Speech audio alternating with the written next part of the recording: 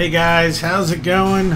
Stoud Man coming at you again to play Euro Truck Simulator 2 this week, and sadly it is with heavy heart, as we have learned that Satoru Iwata, the president of Nintendo, has passed away.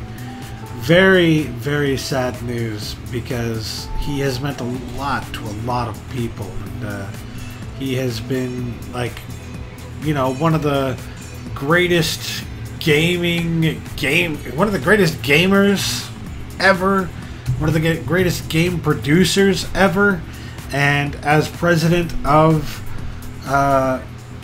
Nintendo, he has done a lot for the company. And you know, no matter what you feel about what he's done with Nintendo, I would have to say that he has a really great track record, and he's made some amazing video games, and he's put a lot of time and effort into the gaming industry, and he really has shaped the gaming industry in a lot of ways.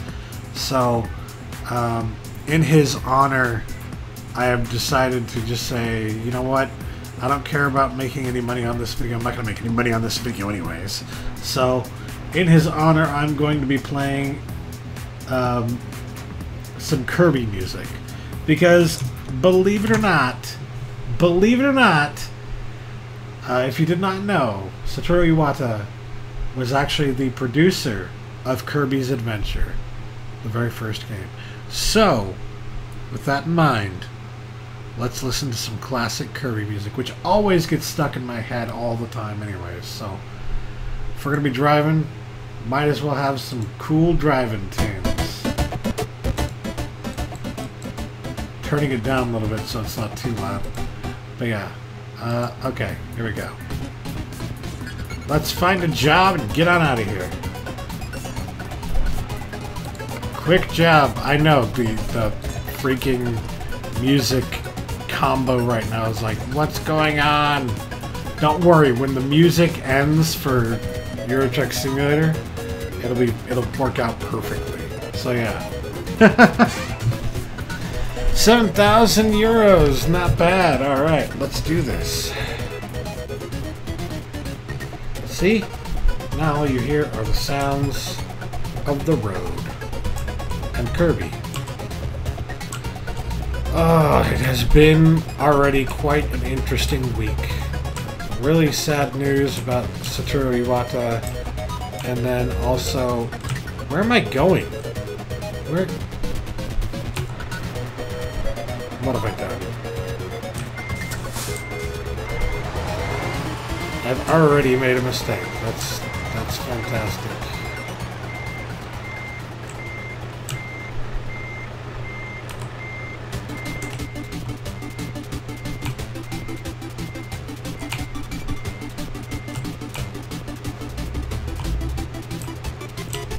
Oh God. Oh God. Oh my God!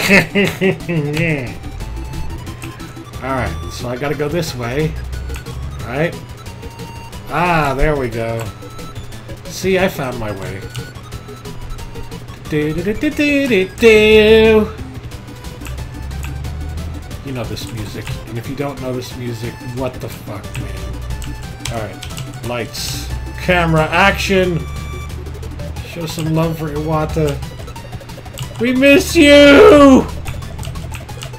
Oh crap. I'm actually going to try and attempt to not run red lights if I don't have to. Alright. So, aside from that news, we also learned that Roger Rees, I think that's his name, and I think that's how you say it. You may remember him. I mean, people from my generation probably remember him from the... What do you call it? Robin Hood Men in Tights. Thank you, Brain. From Robin Hood Men in Tights. He played the Sheriff of Nottingham in Robin Hood Men in Tights. So, you know, I mean, actors like this, every generation is going to remember them from something different, because they've been in so many different things. So, yeah, it's one of those cases. So, I mean, it really sucks, because it always seems like there can't be just one sad passing. There has to be a whole bunch of sad passings. So, yeah. I wish that wasn't true. This is the music that plays when you don't press the damn A button. Alright. I don't know if I'm allowed to go. I'm going to assume I am. Okay, God, no, don't! That wasn't my fault. He ran directly into me. You saw it. We all saw it.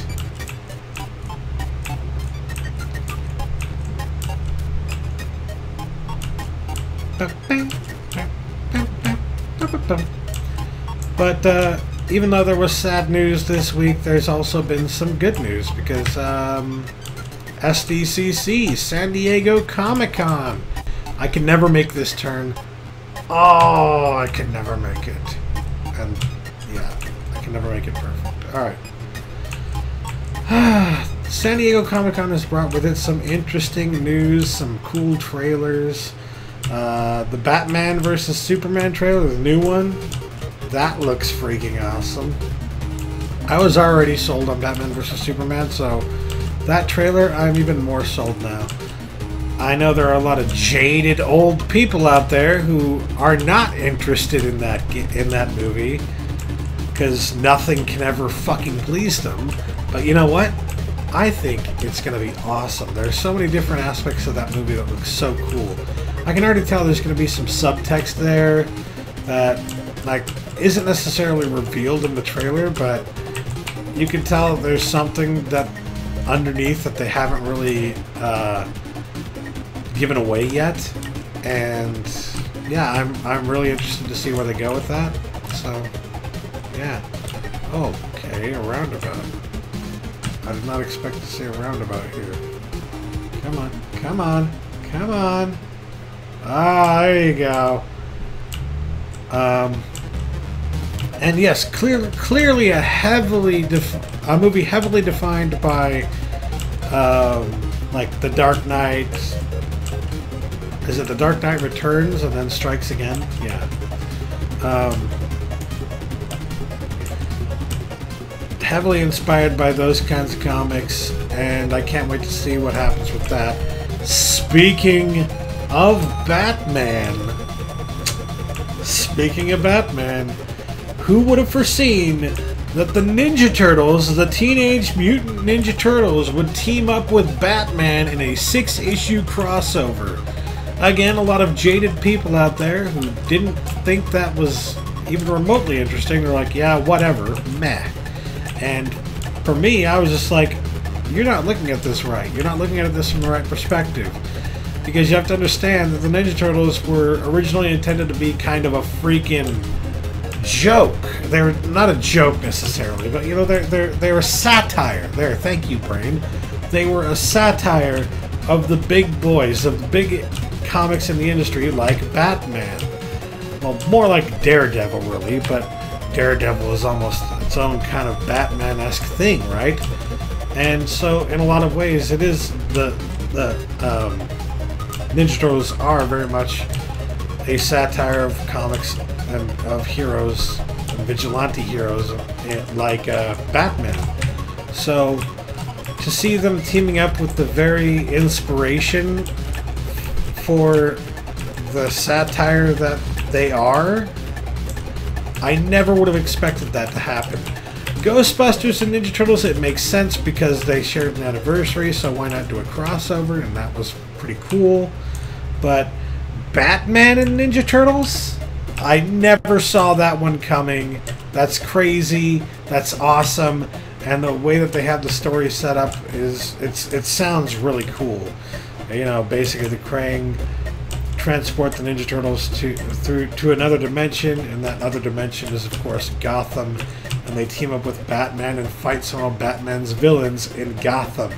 This is going to be co-produced by both IDW and DC Comics, and that's going to be freaking awesome. 6-issue crossover series, and everyone who's jaded can go fuck themselves. Yes, Batman has been in a lot of crossovers already, but you can't tell me that you actually thought that they would do a Ninja Turtles Batman crossover. No.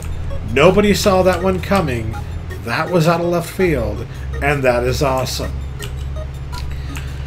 Some other Ninja Turtles news that came about was the voice actors that they're going to have in the new season of the series for Nickelodeon. They have David Tennant playing the Fugitoid. Of course, David Tennant playing the Fugitoid. That totally makes sense, right? You wouldn't think it, but yeah, I'm very excited about that. Very interested to see where that goes. They also got Ron Perlman on in there. Ron Perlman is going to be playing some kind of an awesome character. God, I can't remember who else is doing voice acting for the new series. But there are a lot of people. Zelda Williams is going to be doing voice acting for the new series. Guest voice acting for the new season of the new series, not the new series. Yeah. Yeah, I really like the new series, Ninja Turtles, Nickelodeon series. A lot of people think, oh, that's just this new style thing that they made for kids nowadays, and it's dumbed down for kids. And you know what? It really isn't. It really isn't. They are taking a lot of inspiration from the original comics with this, and they're taking a lot of inspiration actually from all over the Ninja Turtles franchise, not just from the original comics, but from the original animated series, and from even the original movie. So, from the movies, you know, the live-action movies. So there's inspiration from all over, from throughout the entire Ninja Turtles history in this series, and it's really cool to see that inspiration in action. In animation rather, in the series. So the cool thing that they've announced is, of course, they're going to have the Fugitoid in there, and they're also going to have the Triceratons.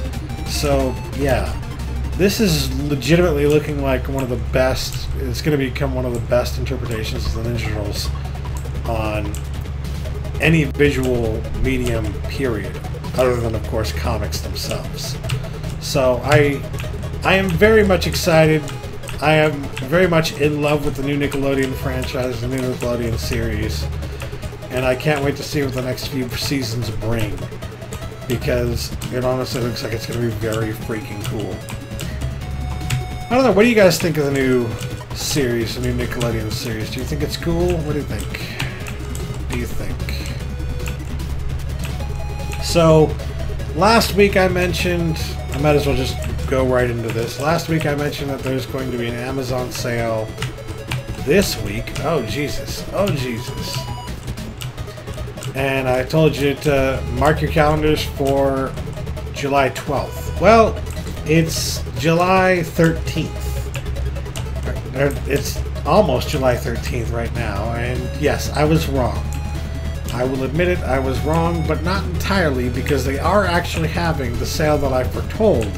It's just not going to be a week-long sale. It's Prime Day. They've called it Prime Day. It's going to be July 15th. By now, you've already heard about it, because this is getting released after that. And if I found anything worth picking up on there that I could afford, then I've already picked it up. So, yeah. Hopefully it was a pretty good sale. They're saying it's going to be like Black Friday in July, which is not what Target's Black Friday in July was like. They had their own sale where they were trying to like steal Amazon's thunder with their Prime Day, and they called it Black Friday in July, and it was an absolutely horrible sale with barely any good deals whatsoever. Like, the best deals were Jurassic Park and Lost World on Blu-ray for $5 each. And I was just like, I guess those are good, but there's really nothing else here that's even remotely worth it. So, yeah, I was really depressed to see that. Really sad to see that they not only tried to steal Amazon's thunder, but they didn't even do a good job of it. What the hell, Target? What the hell? God, this Kirby music brings back memories. Nintendo memories. I'm actually thinking of doing some Nintendo playthroughs if I can get a good... I need a good... what do you call it? Not a graphics card. I do need a good graphics card. I have a decent one, but I need a better one. But I also need a... God, what do they call it? Capture card. Capture card! So that I can capture footage from my Retron 5, hopefully. And if I can capture footage from my Retron 5, then I can start doing some gameplay videos of some of the actual NES cartridges that I own. Some NES games that I love to play. Heck, I could play that, and I could play some Game Boy games, and, you know. I have a whole bunch of games. A whole bunch of old school games. Not like a shit ton or anything, but I've got a fair amount of old school games that I could play for you guys. And I think you guys might like to see that. I've got some Super Mario Brothers. I got Super Mario Kart. Would you be interested in seeing that? I know you would. At least, you know, a few videos of that would be interesting, right? Kind of take a little bit of a break from Euro Truck Simulator 2 for that. Not too much of a break, just a little bit of a break.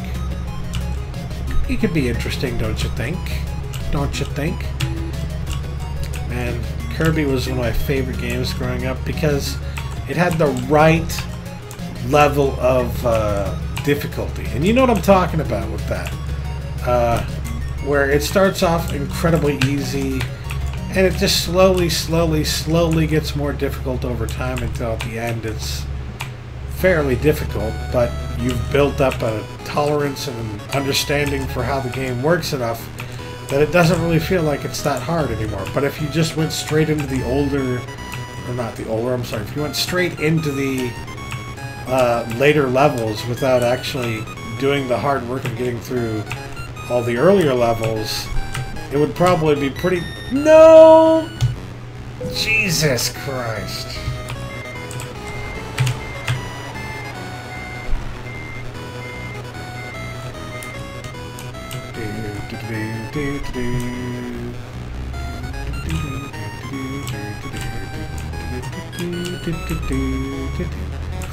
Yeah, if you didn't work hard enough at getting into the later levels, if you just went straight into the later levels, you would not do as well, I don't think. Unless you were already familiar with the game. If you weren't familiar with the game, you wouldn't have any luck with the later stages. You know what I mean? That's what I'm trying to say. Especially some of the other Kirby games, not necessarily just the first game, but like as the series goes on, there are some Kirby games that get incredibly difficult in the later stages. So yeah. But I liked that about it. It had a really nice learning curve for, you know, younger gamers, I guess I would say. So Iwata was the developer of that game, of Kirby's Adventure. He developed a bunch of other games too, like Balloon Fight. And then of course he became, later on in 2000, he became the president of Nintendo. And he has just been a consummate professional and a really great guy when it comes to, you know, the video game world and keeping Nintendo fans satiated, I guess I would say. Sated. I'm really gonna miss him. I was actually saying during the, I believe it might have even been during the Nintendo conference or slightly after it, while I was talking with some friends. I was saying that when Shigeru Miyamoto passes, which I know is going to happen someday, hopefully not soon, but you know, when he does, I think I'm going to cry. It's one of those people who has had such a profound effect on your life, whether you want to realize it or not, you know, on the kinds of things that you enjoy and just on the things that you've done in your life and the way that you look at life and the way that you live your life. I mean, the choice to be a gamer, really. that started for me when I played Super Mario Brothers. When I first played my first video game, Super Mario Brothers on the Nintendo Entertainment System, that's when I knew this was going to be a big part of my life. The gaming was going to be a part of my life, and a part of my brother's life, and a part of a lot of people's lives. I didn't know at the time that it was going to be like this big cultural phenomenon. All I knew is that as a kid, it was something that kids loved, and it was something that, for the rest of my childhood at least, was going to be very important to me. I had no way of knowing that even as an adult I would love video games and love playing video games, and I'd even go back and revisit some of the video games that I played as a kid, you know? I mean, it's just had a profound effect on me. Not only Satoru Iwata, but Shigeru Miyamoto, so it's really sad to see Iwata pass, but I think I'm going to be even more sad when Shigeru Miyamoto passes. That man is like a living legend, and every time he talks about a video game, you just have the sense that you're looking at a little boy talking about, you know, his favorite thing, and he's so passionate about his favorite toy that he just cannot encapsulate well enough how much he loves his favorite toy. And all he can do to express that is not only to, you know, express it verbally, but also just with his facial movements, just getting really excited about it.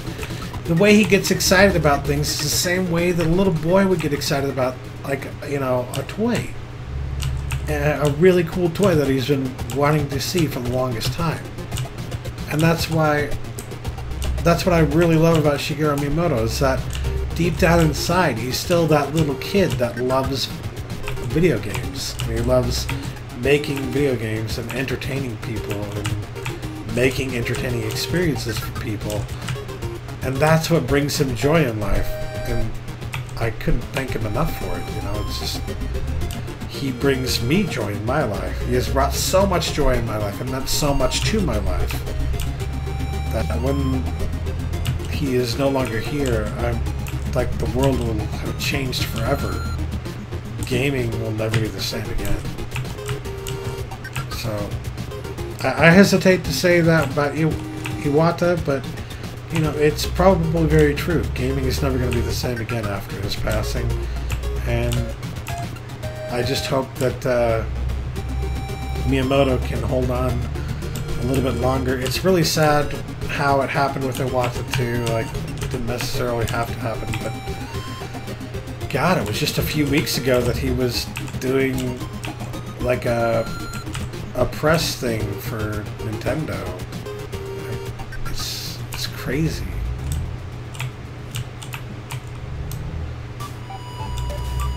Can't believe he's not here anymore.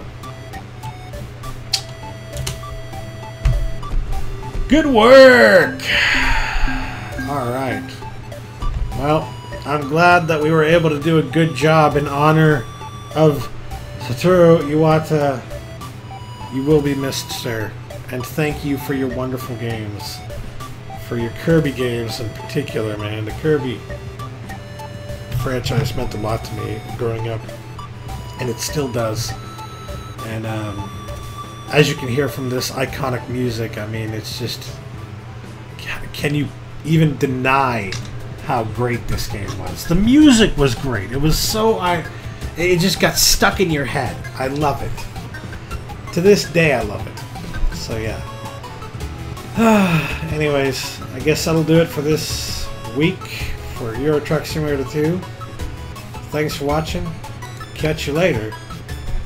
Peace.